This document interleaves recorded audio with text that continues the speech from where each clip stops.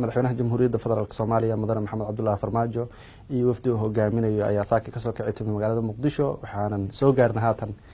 magaalada Damaam oo berri uu ka furmi doono shir madaxeedka 9-aad ee dalalka ku bahway Jaamacadda Carabta